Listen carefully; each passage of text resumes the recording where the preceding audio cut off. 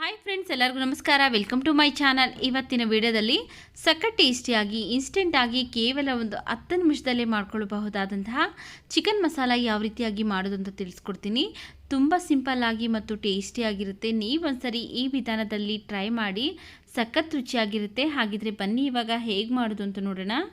ನೋಡಿ, ಇಲ್ಲಿ ಫಸ್ಟ್ ನಾನು ಒಂದು 3/4 kg ಆಗೋಷ್ಟು ಚಿಕನ್ನ ನೀಟಾಗಿ ಒಂದೆರಡು ಸರಿ ವಾಶ್ ಮಾಡಿ ಇದರಲ್ಲಿ ಇರುವಂಥ ನೀರನ್ನೆಲ್ಲ ತೆಗೆದು ಹಿಂಡಿ ಇಟ್ಕೊಂಡಿದ್ದೀನಿ.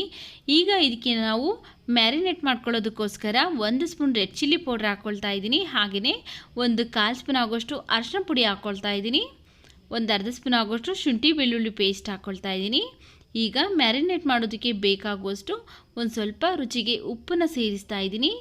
ಈಗ ಕೈಯಿಂದನೇ ಚೆನ್ನಾಗಿ ಇವಿಷ್ಟು ಮಿಕ್ಸ್ ಮಾಡ್ಕೊಳ್ಬೇಕು. ನೋಡಿ, ಇಷ್ಟೇ ಜಸ್ಟ್ ಸಿಂಪಲ್ಲಾಗಿ ನಾವು ಚಿಕನ್ನ ಮ್ಯಾರಿನೇಟ್ ಮಾಡ್ಕೊಳ್ಬೇಕು. ಈ ರೀತಿ ಮ್ಯಾರಿನೇಟ್ ಮಾಡಿ ಮಾಡೋದ್ರಿಂದ ಟೇಸ್ಟ್ ತುಂಬ ಚೆನ್ನಾಗಿರುತ್ತೆ. ಈ ಮಸಾಲೆ ಎಲ್ಲ ಚಿಕನ್ಗೆ ಚೆನ್ನಾಗಿ ಅಂಟ್ಕೊಳ್ಬೇಕು. ಆ ರೀತಿಯಾಗಿ ಚೆನ್ನಾಗಿ ಮಿಕ್ಸ್ ಮಾಡಬೇಕು. ನೀವೇನಾದರೂ ಫಸ್ಟ್ ಟೈಮ್ ನಮ್ಮ ಚಾನಲ್ಗೆ ವಿಸಿಟ್ ಮಾಡಿ ನೋಡ್ತಾ ಇದ್ದರೆ ಪ್ಲೀಸ್ ನಮ್ಮ ಚಾನಲ್ಗೆ ಸಬ್ಸ್ಕ್ರೈಬ್ ಮಾಡಿಕೊಂಡು ಪಕ್ಕದಲ್ಲೇ ಬರುವಂಥ ಬೆಲ್ಲೈಕನಲ್ಲಿ ಆಲ್ ಆಪ್ಷನ್ಸ್ನ ಸೆಲೆಕ್ಟ್ ಮಾಡ್ಕೊಳ್ಳಿ. ಆಗ ನಾವಾಗ ಎಲ್ಲ ವಿಡಿಯೋ ನೋಟಿಫಿಕೇಷನ್ ನಿಮಗೆ ಬರುತ್ತೆ. ನೀವೇ ನಮ್ಮ ವಿಡಿಯೋನ ಫಸ್ಟ್ ನೋಡ್ಬೋದು. ನೋಡಿ, ಚೆನ್ನಾಗಿ ಮಿಕ್ಸ್ ಮಾಡ್ಕೊಂಡಾದಮೇಲೆ ಇದ್ರ ಮೇಲೆ ಲಿಡ್ನ ಕ್ಲೋಸ್ ಮಾಡಿ ಒಂದು ಅರ್ಧ ಗಂಟೆ ನೆನೆಯೋದಕ್ಕೆ ಬಿಡ್ತೀನಿ. ನೋಡಿ, ಇಲ್ಲಿ ಒಂದು ಅರ್ಧ ಗಂಟೆ ಆದಮೇಲೆ ಓಪನ್ ಮಾಡಿ ತೋರಿಸ್ತಾ ಇದ್ದೀನಿ. ಚಿಕನ್ ಎಲ್ಲ ಚೆನ್ನಾಗಿ ಮ್ಯಾರಿನೇಟ್ ಆಗಿದೆ. ಈಗ ಇದನ್ನು ಸೈಡ್ಗೆ ಇಟ್ಕೊಂಡು ಸ್ಟವ್ ಮೇಲೆ ಒಂದು ಬಾಣಲೆ ಬಿಸಿಗಿಟ್ಟು ಅದಕ್ಕೆ ನಾನು 2-3 ಸ್ಪೂನ್ ಆಗೋಷ್ಟು ಎಣ್ಣೆ ಹಾಕ್ಕೊಳ್ತಾ ಇದ್ದೀನಿ. ಎಣ್ಣೆ ಚೆನ್ನಾಗಿ ಬಿಸಿ ಆದಮೇಲೆ ಈಗ ಇದಕ್ಕೆ ನಾನು 2 ಈರುಳ್ಳಿನ ಸಣ್ಣದಾಗಿ ಕಟ್ ಮಾಡಿ ಸೇರಿಸ್ತಾ ಇದ್ದೀನಿ. ಈರುಳ್ಳಿ ಎಲ್ಲ ಈಗ ನಾವು ಎಣ್ಣೆಯಲ್ಲೇ ಚೆನ್ನಾಗಿ ಫ್ರೈ ಮಾಡ್ಕೊಳ್ಬೇಕಾಗತ್ತೆ. ಈರುಳ್ಳಿ ಜೊತೆಗೆ ನಾನಿಲ್ಲಿ 2-3 ಹಸಿಮೆಣಸಿನಕಾಯನ್ನು ಸಹ ಕಟ್ ಮಾಡಿ ಹಾಕ್ಕೊಂಡು ಈರುಳ್ಳಿ ಎಲ್ಲ ಈಗ ನಾವು ಎಣ್ಣೆಯಲ್ಲೇ ಚೆನ್ನಾಗಿ ಫ್ರೈ ಮಾಡ್ಕೊಳ್ಬೇಕು. ಲೈಟಾಗಿ ಬಣ್ಣ ಚೇಂಜ್ ಆಗೋವರೆಗೂ ಫ್ರೈ ಮಾಡ್ಕೊಳ್ತಾ ಇದ್ದೀನಿ. ಹೊಸದಾಗಿ ಅಡುಗೆ ಕಲಿಯೋರು ಹಾಗೆಯೇ ಬ್ಯಾಚುಲರ್ಸ್ ಎಲ್ಲ ಈ ರೆಸಿಪಿನ ಜಸ್ಟ್ ಒಂದು 10 ನಿಮಿಷದಲ್ಲೇ ಪ್ರಿಪೇರ್ ಮಾಡ್ಕೊಳ್ಬೋದು. ನೋಡಿ, ಈಗ ಈರುಳ್ಳಿ ಎಲ್ಲ ಇಷ್ಟು ಫ್ರೈ ಆದಮೇಲೆ 2 ಟೊಮೆಟೊ ಹಣ್ಣನ್ನು ಕಟ್ ಮಾಡಿ ಸೇರಿಸ್ತಾ ಇದ್ದೀನಿ. ಹಾಗೆಯೇ ಒಂದು ಸ್ವಲ್ಪ ಪುದೀನ ಸೊಪ್ಪನ್ನು ಸಹ ಕಟ್ ಮಾಡಿ ಹಾಕ್ಕೊಂಡು ಟೊಮೆಟೊ ಎಲ್ಲ ಚೆನ್ನಾಗಿ ಸಾಫ್ಟಾಗಿ ಬೇಯಬೇಕು, ಅಲ್ಲಿವರೆಗೂ ಫ್ರೈ ಮಾಡ್ಕೊಳ್ತಾ ಇದ್ದೀನಿ. ನೋಡಿ, ಈಗ ಇದಕ್ಕೆ ನಾವು 1/2 ಸ್ಪೂನ್ ಆಗೋಷ್ಟು ಶುಂಠಿ ಬೆಳ್ಳುಳ್ಳಿ ಪೇಸ್ಟನ್ನು ಹಾಕ್ಕೊಂಡು ನಾವು ಚೆನ್ನಾಗಿ ಮಿಕ್ಸ್ ಮಾಡ್ಕೊಳ್ತಾ ಟೊಮೆಟೊ ಎಲ್ಲ ಚೆನ್ನಾಗಿ ಸಾಫ್ಟ್ ಆಗೋವರೆಗೂ ಬೇಯಿಸ್ಕೊಳ್ಳೋಣ. ನೋಡಿ, ಟೊಮೆಟೊ ಎಲ್ಲ ಚೆನ್ನಾಗಿ ಸಾಫ್ಟಾಗಿ ಬೆಂದಾದಮೇಲೆ ಈಗ ಇದಕ್ಕೆ ನಾವು ಫಸ್ಟೇ ಮ್ಯಾರಿನೇಟ್ ಮಾಡ್ಕೊಂಡಿರುವಂತಹ ಚಿಕನ್ ಪೀಸಸ್ನ ಇದಕ್ಕೆ ಸೇರಿಸ್ತಾ ಇದ್ದೀನಿ. ಚಿಕನ್ ಪೀಸಸ್ ಹಾಕ್ಕೊಂಡಾದ್ಮೇಲೆ ನಾವು ಈಗ ಚೆನ್ನಾಗಿ ಒಂದ್ಸರಿ ಮಿಕ್ಸ್ ಮಾಡ್ಕೊಳ್ಬೇಕು. ಇದು ಚಪಾತಿಗೆ ಹಾಗೆಯೇ ಊಟದ ಜೊತೆಗೆ ಸೈಡ್ ಡಿಶ್ ಆಗಿ ಸರ್ವ್ ಮಾಡಿದ್ರೆ ಸಖತ್ ರುಚಿಯಾಗಿರುತ್ತೆ. ಅನ್ನಕ್ಕೂ ಸಹ ತುಂಬ ಟೇಸ್ಟಿಯಾಗಿರುತ್ತೆ. ನೋಡಿ, ಈಗ ಚೆನ್ನಾಗಿ ಮಿಕ್ಸ್ ಮಾಡಿಕೊಂಡು ಇದ್ರ ಮೇಲೆ ಲಿಡ್ನ ಕ್ಲೋಸ್ ಮಾಡಿ ಒಂದು 5 ನಿಮಿಷ ಮೀಡಿಯಮ್ ಫ್ಲೇಮಲ್ಲಿ ಇಟ್ಕೊಂಡು ಬೇಯಿಸ್ಕೊಳ್ಬೇಕು. ಮಧ್ಯೆ ತಿರುಗಿಸ್ತಾ ಇರ್ತೀನಿ, ಇಲ್ಲಾಂದರೆ ತಳ ಹಿಡಿದ್ಬಿಡುತ್ತೆ. ಅದರಿಂದ ಮಧ್ಯೆ ತಿರುಗಿಸ್ತಾ ಒಂದು 5 ನಿಮಿಷ ಬೇಯಿಸ್ಕೊಂಡಿದ್ದೀನಿ.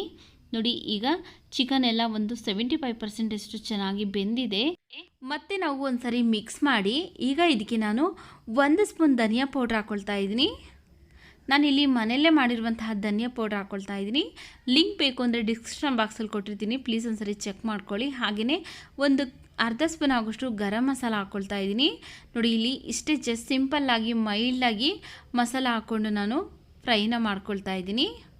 ಈಗ ಇದಕ್ಕೆ ನಾನು 1 ಗ್ಲಾಸ್ ನೀರನ್ನು ಸೇರಿಸ್ತಾ ಇದ್ದೀನಿ. ಅಂದರೆ 200 ಗ್ರಾಮ್ ಆಗೋಷ್ಟು ನೀರನ್ನು ಸೇರಿಸ್ತಾ ಇದ್ದೀನಿ.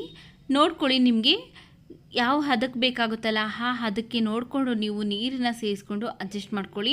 ನಾನಿಲ್ಲಿ ತುಂಬ ಗಟ್ಟಿನೂ ಮಾಡ್ಕೊಳ್ತಾ ಇಲ್ಲ, ಹಾಗೆಯೇ ತುಂಬ ತೆಳುವಾಗೂ ಮಾಡ್ಕೊಳ್ತಾ ಇಲ್ಲ. ಆದ್ದರಿಂದ ನಾನು ಮೀಡಿಯಮ್ ಕನ್ಸಿಸ್ಟೆನ್ಸಿಲಿ ನೋಡಿಕೊಂಡು ನೀರನ್ನು ಸೇರಿಸ್ಕೊಂಡಿದ್ದೀನಿ. ಈಗ ಇದಕ್ಕೆ ನಾನು ರುಚಿಗೆ ತಕ್ಕಷ್ಟು ಉಪ್ಪನ್ನು ಸೇರಿಸ್ತಾ ಇದ್ದೀನಿ. ನೋಡ್ಕೊಳ್ಳಿ, ಫಸ್ಟೇ ಮ್ಯಾರಿನೇಟ್ ಮಾಡಬೇಕಾದ್ರೆ ಉಪ್ಪನ್ನು ಸೇರಿಸಿರ್ತೀವಿ. ಅದರಿಂದ ಈಗ ಬೇಕು ಅನಿಸಿದ್ರೆ ಟೇಸ್ಟ್ ನೋಡಿಕೊಂಡು ನಾವು ಉಪ್ಪನ್ನು ಸೇರಿಸಿ ಈಗ ಲಿಡ್ನ ಕ್ಲೋಸ್ ಮಾಡಿ ಒಂದು 3 ನಿಮಿಷ ಬೇಯಿಸ್ಕೊಳ್ತಾ ಇದ್ದೀನಿ. ನೋಡಿ, ಇಲ್ಲಿ ಒಂದು 3 ನಿಮಿಷ ಆದಮೇಲೆ ತೋರಿಸ್ತಾ ಇದ್ದೀನಿ. ನೋಡಿ, ಚೆನ್ನಾಗಿ ಕುದೀತಾ ಇದೆ. ಹಾಗೆಯೇ ಚಿಕನ್ ಪೀಸಸ್ ಸಹ ಚೆನ್ನಾಗಿ ಬೆಂದಿದೆ. ತೋರಿಸ್ತೀನಿ ಯಾವ ರೀತಿಯಾಗಿ ಬೆಂದಿದೆ ಅಂತ.